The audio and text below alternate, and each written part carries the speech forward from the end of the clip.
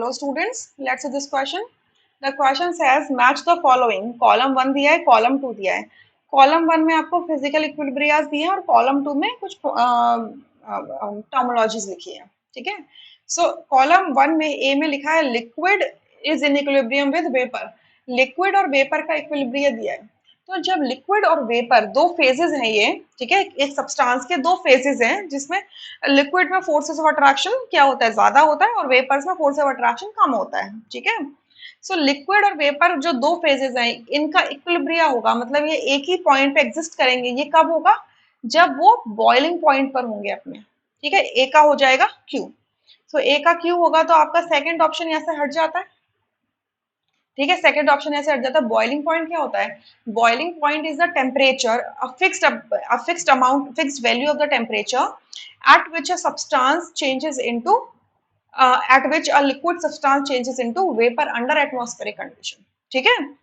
Similarly second जो column first का B में लिखा है सॉलिड और लिक्विड इक्विलिब्रिया. सॉलिड में फोर्स ऑफ अट्रैक्शन ज्यादा होंगे और लिक्विड में फोर्स ऑफ अट्रैक्शन कम होंगे. तो सॉलिड फेज लिक्विड फेज दो एक ही पॉइंट पे एग्जिस्ट करेंगे. ये कब होगा? जब सॉलिड आपका मेल्ट करेगा. तो बी का करेक्ट मैच होगा मेल्टिंग पॉइंट. ठीक है. सॉलिड्स मेल्ट करते हैं. Melting point is the temperature at which a solid starts changing into liquid under atmospheric condition. ठीक है. सो बी का क्या हो जाएगा? एस हो जाएगा. बी का होगा एस. सो थर्ड ऑप्शन यहाँ से रूल आउट हो जाएगा. ठीक है. सी में लिखा है solid is changing into vapour, मतलब सॉलिड लिक्विड में नहीं जाता, डायरेक्टली वेपर में जाता है. तो ये प्रोसेस क्या होता है? सब्लिमेशन. और ये किस टेम्परेचर पर अटेन होता है? सब्लिमेशन पॉइंट पर. यानी कि सी का हो जाएगा आपका आर.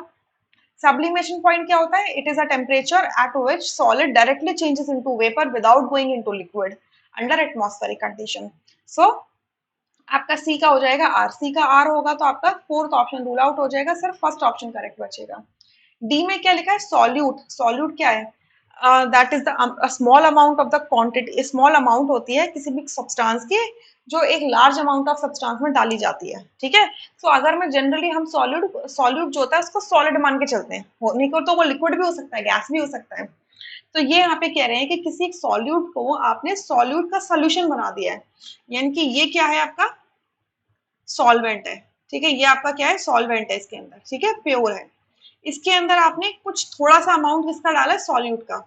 सॉल्वेंट का क्वांटिटी ज्यादा होती है, सॉल्यूट की क्वांटिटी कम होती है. ठीक है. तो सॉल्यूट डाल दिया तो अब ये क्या बन गया? पूरा का पूरा हमारा सॉल्यूशन बन गया. अब ये बन गया सॉल्यूशन. ठीक है. अब बन चुका है सॉल्यूशन. तो सॉल्यूट जब सॉल्यूशन के अंदर चले जाता है तो इनका भी इक्विलिब्रिया होता है. या तो सॉल्यूट अपना बाहर निकल के आ जाए, प्रेसिपिटेट होके आ जाए, या सॉल्यूट सॉल्यूशन के अंदर रहे, डिसॉल्व फॉर्म में रहे.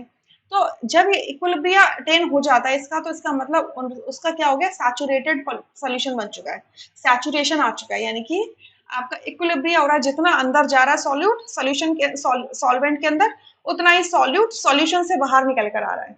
तो उस पॉइंट को हम कहते हैं सैचुरेटेड सॉल्यूशन. मतलब एक ऐसा सॉल्यूशन जिसमें आप और ज्यादा सॉल्यूट ऐड कर ही नहीं सकते at a fixed point of temperature. ठीक है.